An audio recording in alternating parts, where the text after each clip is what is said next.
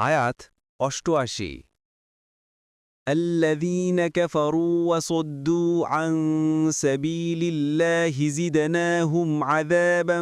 فوق العذاب بما كانوا يفسدون অনুবাদ যারা কুফরি করেছে এবং আল্লাহর পথ থেকে বাধা দিয়েছে আমরা তাদের শাস্তির উপর শাস্তি বৃদ্ধি করব কারণ তারা অশান্তি সৃষ্টি করত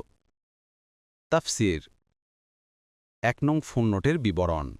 অর্থাৎ একটা আযাব হবে কুফরি করার জন্য এবং অন্যদেরকে আল্লাহর পথে চলতে বাধা দেওয়ার জন্য হবে আরেকটা আযাব